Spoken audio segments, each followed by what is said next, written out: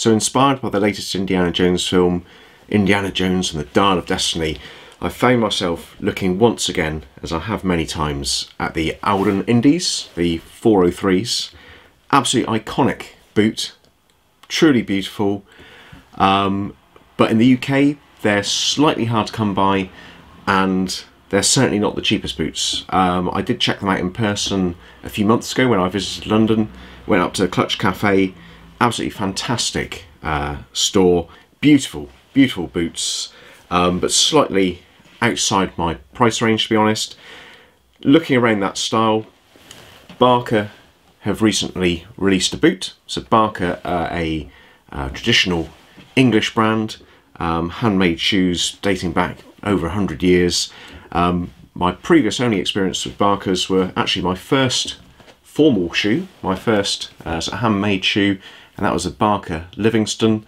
Absolutely loved this shoe. This has not been shown much love over the years.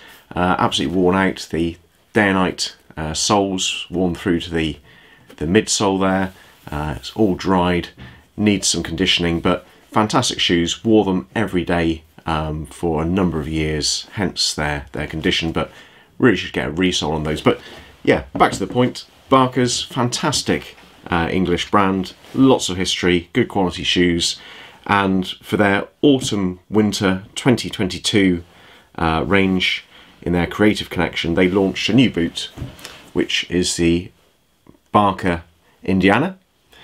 Now I think they know what they've done, and I think we can see what they've done. They've done a modern update on the Indy, on the Alden Indy, and I think in a lot of ways they've actually probably improved it or made it a little bit more easy to live with for these modern times. So I've picked some of those up, and first impressions out of the box are looking really good. Really like them.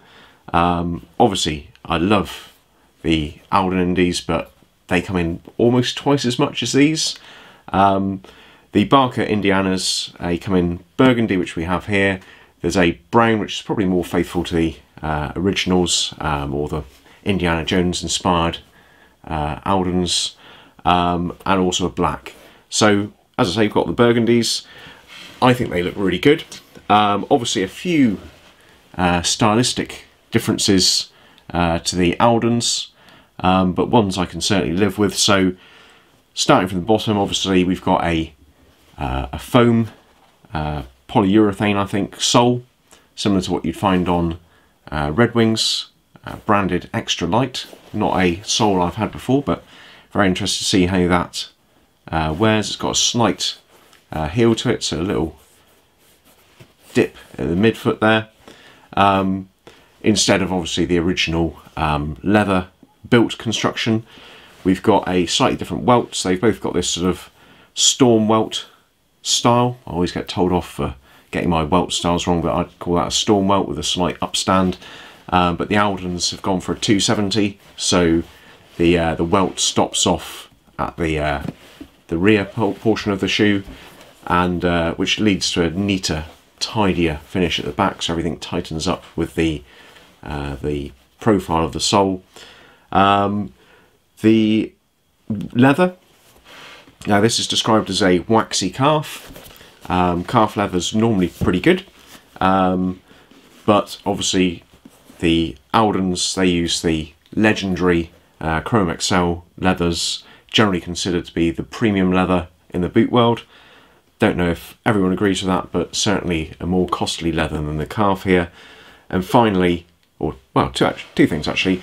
I think the Aldens have got a faux mock toe construction, so they've just sort of stitched in a ridge for stylistic reasons, I think. But this boot, you can see actually there's a full seam going through there, so it's a true mock toe with the top panel being a separate bit of leather. I think the Aldens may not be. I think they're sort of faux mock. And the only other thing is the stitching. So the Aldens a little bit more subtle. They have a tonal stitch, so the brown boots have a brown stitch. On the Barkers here, you've got a contrasting stitch. But I think, to be honest, they're a really good modern update on the 403s. and certainly for my wallet, these were the more appealing option. So before we get into the details, just a word on sizing. Generally I'm a size 8, and for formal shoes I'm finding a 7.5 is the way to go, certainly with a wider last that you'll find on most of the English brands.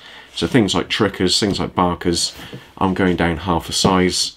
There's plenty of length, and the width is absolutely fantastic, because I think us English folk tended to have wider feet, so our lasts are a little bit more generous. So sizing advice, I'd be saying go half a size down on your what you consider to be your true size. So just coming in for a few shots of these boots on. Picked these up from Herring Shoes down in Kingsbridge, just down the road from me in Devon. One of my favourite retailers. There's a link below and a discount code for you below the video here. These boots are going on with some nice chinos from Benzac, European brand. The white t-shirt's also from Benzac, and also the chambray work shirt from Studio Artisan. Still undecided on the size of that, but these boots certainly look good on, and perfect fit, half a size down for me. Really, really nice. Looking forward to breaking these in. Coming for a few close-ups here, starting off with the sole. As I say, we've got this lightweight foam, extra light branded sole, not something I've had before. Nice tread pattern, lots of tread all the way across, so when you start to get those sort of warm patches at the forefoot or the heel, there's still plenty of grip. Slight profile there to give you the heel. Obviously fully welted construction, little rubber midsole section there, same colour as the main foam sole. We've got the, what I'm calling a storm welt, so you've got that slight upstand to keep water away from the leather upper. Quite nice stitching all the way around, quite a tight stitch pattern, looking pretty good. That's a 360 bolt, so it goes all the way around. See, on the upper we've got this nice burgundy waxy calf leather.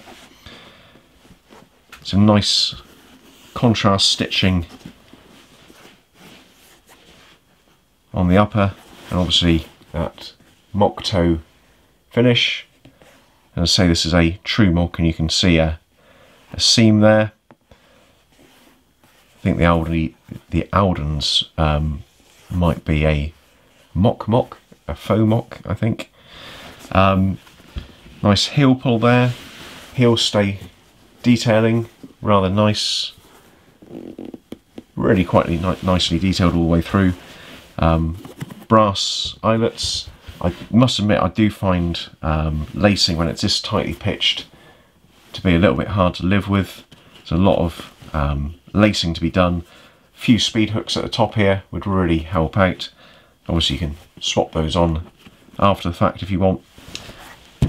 Very nice piping around the edge. It gives a nice tonal detail. And just looking at the other boot, which I've got unlaced, we can take a look inside.